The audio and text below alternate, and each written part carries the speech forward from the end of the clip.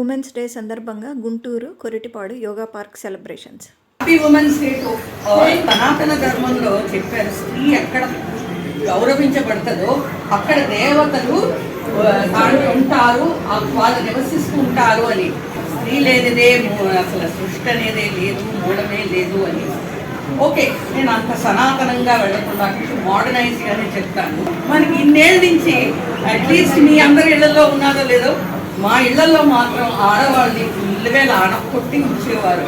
ఆ ఇంట్లోనే వాళ్ళ పరిధిని. ఎస్, అది నేను తప్పనను. ఇల్లుని చక్కదిద్దుకోవడం కూడా ఒక పెద్ద ఆర్టే, పెద్ద ఉద్యోగమే. ఆర్ట్లో మనం చాలా ప్రమాణంగానే వచ్చాము. కానీ నాకు అనిపించింది, నాకు చిన్నప్పటి నుంచి ఏంటి ఆడవాళ్ళని ఇలా కొట్టేస్తున్నారు, ఏది ఫ్రీడమ్ ఇవ్వట్లేదు. నేను అనుభవించాను. ఏదైనా నేను అడిగితే మా అమ్మని నొప్పి పడిపోయామంటే కాళ్ళు చేతులు ఇరిగిపోతాయి, కాళ్ళు చేతులు ఇరిగితే పెళ్ళి అవ్వదు. ఇది ఒక్కటే కాన్సెప్ట్. చిన్నప్పటి నుంచి మా అమ్మ నన్ను అలాగే పెంచింది. మా అన్నయ్యల్ని ఏదన్నా కూడా చేసాను అని అది ఒక రకం ఫీల్ ఉండేది. ఇట్లా అంటే పాపం మా అమ్మ, she was trying to protect me. అది నేను వేరేగా అర్థం చేసుకున్నాను. తర్వాత చూస్తుంటే లైఫ్లో కూడా ఇలాగే వస్తుంటే ఏ విధంగా ఆడవాళ్ళు తక్కువ.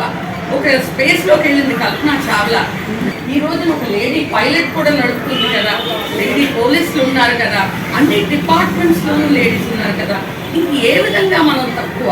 సో ఒకటి నాకు అనిపించింది, నాకే కానీ కూతురు కొడితే దాన్ని ఒక మగ పిల్లవాళ్ళలాగే పెంచాలి అని అనుకున్నాను. అది అబ్సల్యూట్లీ నేను చేశాను. నా కూతుర్ని నా కొడుకుతో సమానంగా అన్ని విషయాల్లోనూ. అంటే షీ హాస్ టు లెర్న్. సొంతంగా వస్తేనే ఆ ఆటు పోటు ఎన్ని కష్టాలు పడిందో, ఆ ఓర్పు అనేది స్త్రీ యొక్క జన్మ హక్కు.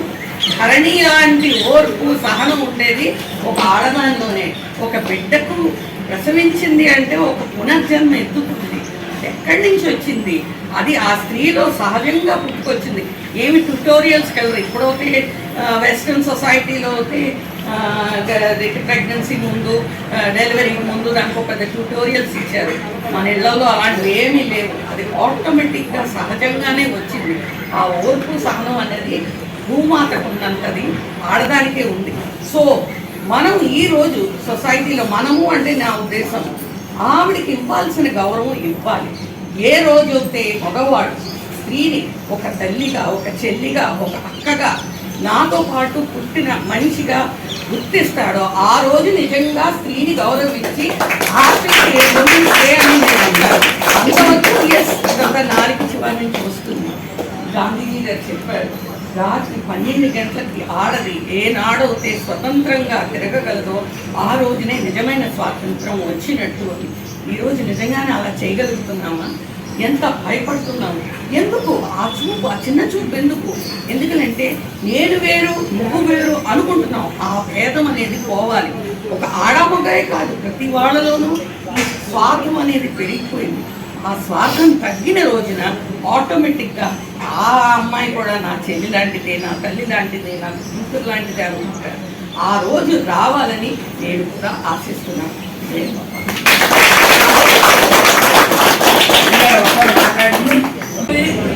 పెట్టాడు కానీ ఆడ పండుగ లేక పెట్టాడు. ఆయన మన సనాతనంలో స్త్రీని నిత్యం గౌరవించుకునే చెప్తుంది. మనం చేస్తాం, మనం ఏదో ఇంగ్లీష్ వాళ్ళు పెట్టేది కూడా ఇక్కడ చేయబోతున్నాం, ఏదో అలాగైనా చేస్తున్నాం. వాళ్ళు చెప్పింది మనం చెప్పకూడదు. ఈనాడు మహిళా దినోత్సవం అనేది వరలైదుగా జరుగుతున్నారు. అదే విషయం అందరూ తెలిసిన విషయం. అది ఈరోజు మనకు వచ్చింది. వరలైదులో కూడా ఒక పోటీ ప్రపంచం అనేది ఒకటి ఏర్పడింది. ఈ పోటీ ప్రపంచంలో వీళ్ళు కూడా మగవాళ్ళతో పాటు 30 ఏళ్ళ నాడు ఇందిరాగాంధీ మన దేశానికి ప్రధానమంత్రిగా మనకు వచ్చారు.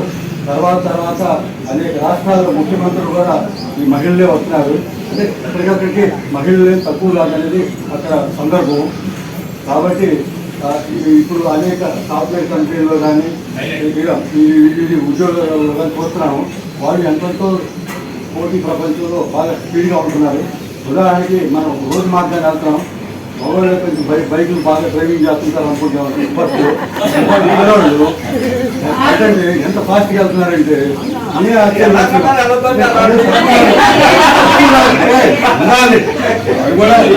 అయితే తక్కువ రాదు మెన్ అనేది దానికోసం నేను ఎగ్జాంపుల్ దాంట్లో కూడా నిరూపిస్తున్నారు సార్. నిరూపించారు.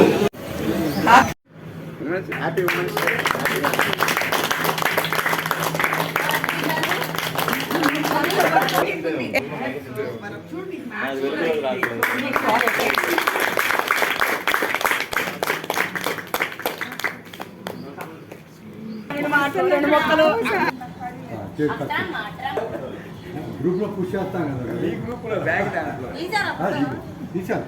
ఒకటి చాలు